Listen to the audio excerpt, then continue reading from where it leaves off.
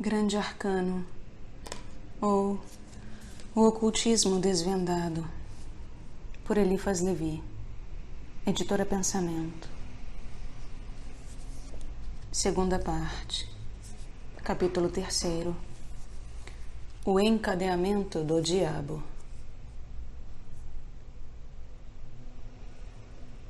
O prazer é um inimigo que deve fatalmente tornar-se nosso escravo ou nosso senhor.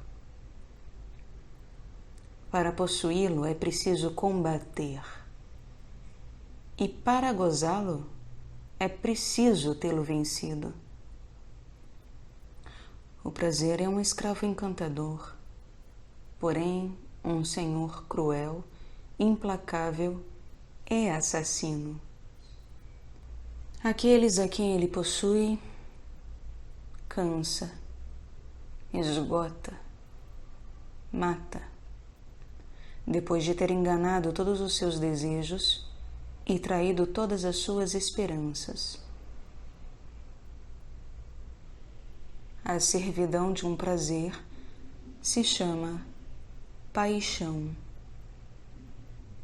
A dominação sobre um prazer pode chamar-se poder. A natureza pôs o prazer junto ao dever. Se o separarmos do dever, ele se corrompe e se envenena. Se nos prendermos ao dever, o prazer não se separará mais dele, nos seguirá e será a nossa recompensa. O prazer é inseparável do bem. O homem de bem pode sofrer, é verdade. Porém, para ele um prazer imenso se desprende da dor. Jó, no seu monturo, recebe a visita de Deus, que o consola e o releva, ao passo que Nabucodonosor, no seu trono, se curva sob uma mão fatal que lhe tira a razão e o muda em besta. Jesus, expirando na cruz, dá um brado de triunfo, como se sentisse a sua próxima ressurreição, ao passo que Tibério, em Cápria, no meio das suas criminosas delícias, trai as angústias de sua alma e confessa numa carta dirigida ao Senado, que todos os dias se sente morrer.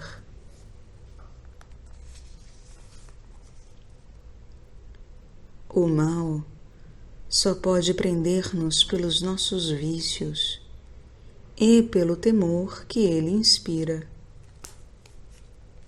O diabo persegue os que têm medo dele e foge dos que o desprezam. Bem fazer e nada temer é a arte de encadear o demônio. Porém, não fazemos aqui um tratado de moral. Revelamos os segredos da ciência mágica aplicada à medicina dos espíritos. É, pois, necessário dizer alguma coisa das possessões e exorcismos. Todos temos em nós mesmos o sentimento de uma dupla vida.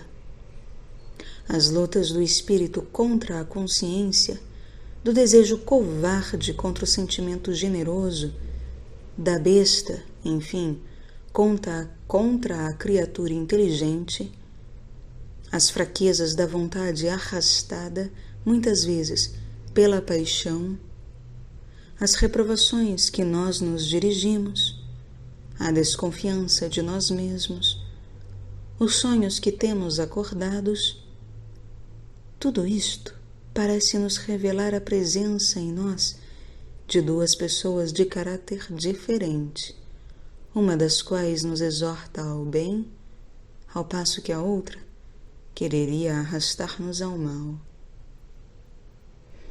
Destas ansiedades naturais da nossa dupla natureza, concluiu-se que existem dois anjos presos a cada um de nós, um bom e outro mau, sempre presentes, um à nossa direita, o outro à nossa esquerda.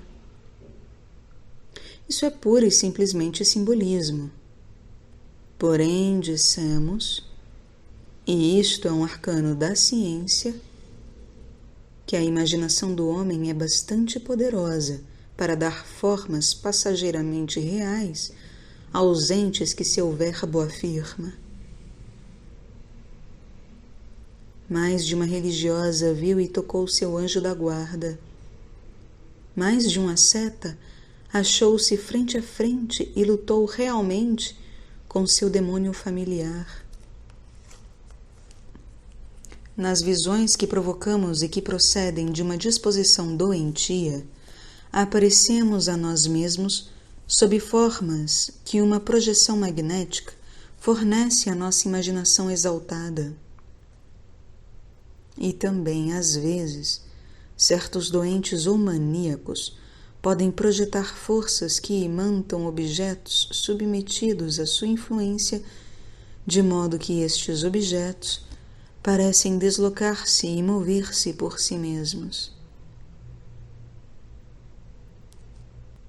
Estas produções de imagens e de forças, não pertencendo à ordem habitual da natureza, procedem sempre de alguma disposição doentia que pode tornar-se contagiosa de um momento para o outro pelos efeitos do espanto, do temor ou de alguma disposição má. Duplicam-se então os prodigiosos e tudo parece ser arrastado pela vertigem da demência. Semelhantes fenômenos, produzidos pelo magnetismo do mal, são evidentemente desordens, e o vulgo teria razão se admitisse a definição que demos de atribuí-las ao demônio. Assim se produzem as singularidades do Espiritismo. No centro de todos estes círculos, na frente de todas estas correntes, havia exaltados e doentes. Graças à ação da corrente e à pressão dos círculos, os doentes podem tornar-se incuráveis e os exaltados tornar-se loucos.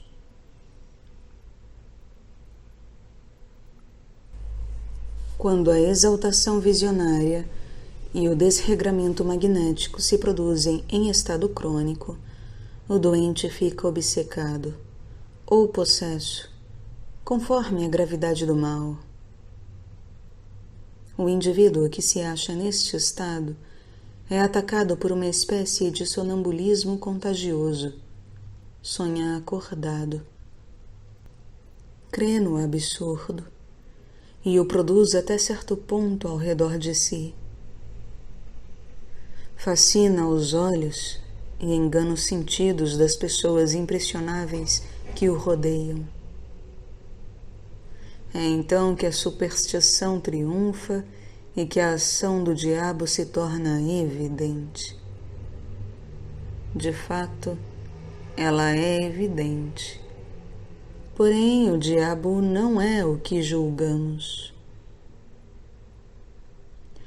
Podia-se definir a magia como a ciência do magnetismo universal. Porém, seria tomar o efeito pela causa. A causa, já o dissemos nós, é a luz principiante do Od-Ob-Or dos hebreus. Voltemos, porém, ao magnetismo, cujos grandes segredos e futuros teoremas ainda não são conhecidos. Primeiro, todos os entes que vivem sob uma forma são polarizados para aspirar e respirar a vida universal. Segundo, as forças magnéticas nos 3 reinos são feitas para equilibrar-se pela força dos contrários. Terceiro, a eletricidade é apenas o calor especial produzido pela circulação do magnetismo. Quarto, os remédios não curam as doenças pela ação própria de sua substância, porém pelas suas propriedades magnéticas. Quinto, toda planta é simpática a um animal e antipática ao animal contrário. Todo animal é simpático a um homem e antipático a outro. A presença de um animal pode mudar o caráter de uma doença. Mais de uma solteirona ficaria louca se não tivesse um gato, e seria quase razoável se, com a posse de um gato, quisesse conciliar a de um cão. Sexto, não há uma planta, não há um inseto, não há uma pedra que não oculte uma virtude magnética e que não possa servir, quer a boa, quer a má influência da vontade humana. Sétimo, o homem tem o poder natural de aliar seus semelhantes pela vontade, pela palavra, pelo olhar e pelos sinais. Para exercer este poder, é preciso conhecê-lo e crer nele. Oitavo, toda vontade não manifestada por um sinal é uma vontade ociosa. Há sinais diretos e sinais indiretos. O sinal direto tem mais poder, porque é mais racional. Porém, o sinal indireto é sempre um sinal, ou uma ação correspondente à ideia, e como tal pode realizar a vontade. Porém, o sinal indireto só é efetivo quando o sinal direto é impossível. Nono, toda determinação à ação é uma projeção magnética. Todo consentimento a uma ação é uma atração de magnetismo. Todo ato consentido é um pacto. Todo pacto é uma obrigação livre a princípio, fatal depois. 10º. Para agir sobre os outros sem ligar-se a si mesmo, é preciso estar nesta independência perfeita que só a Deus pertence. Pode o homem ser Deus? Sim, por participação.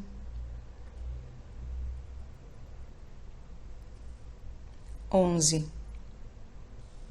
Exercer um grande poder sem ser perfeitamente livre é votar-se a uma grande fatalidade.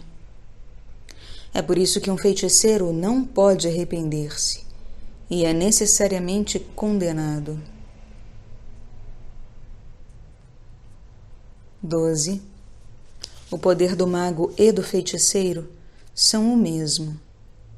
Somente o mago segura-se na árvore quando corta o ramo, e o feiticeiro está suspenso no próprio ramo que quer cortar.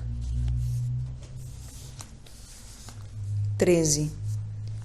Dispor das forças excepcionais da natureza é pôr-se fora da lei. É, por conseguinte, submeter-se ao martírio, sendo justo, e a um legítimo suplício, se não o for.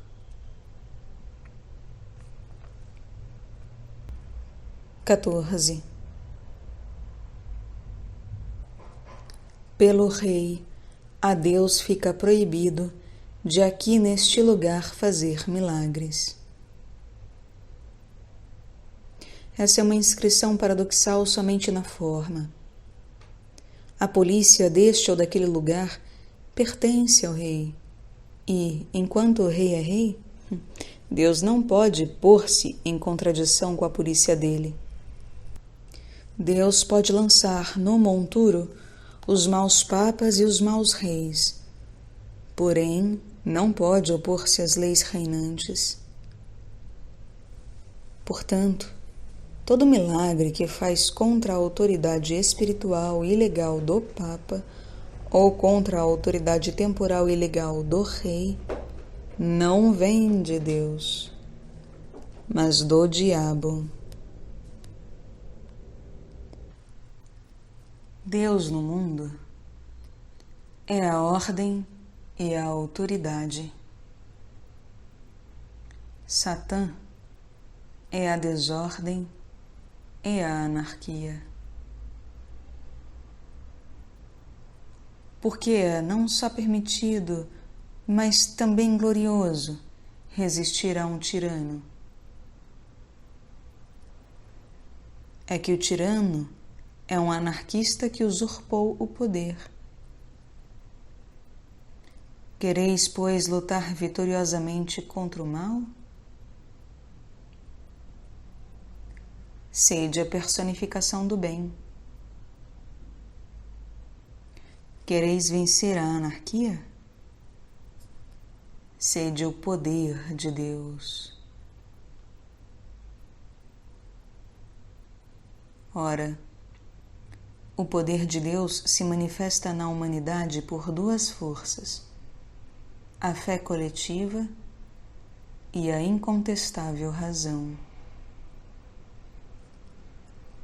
Há, pois, duas espécies de exorcismos infalíveis: os da razão e os da fé. A fé manda nos fantasmas de que é rainha, porque é mãe deles, e eles se afastam por algum tempo. A razão sopra sobre eles, em nome da ciência, e eles desaparecem para sempre.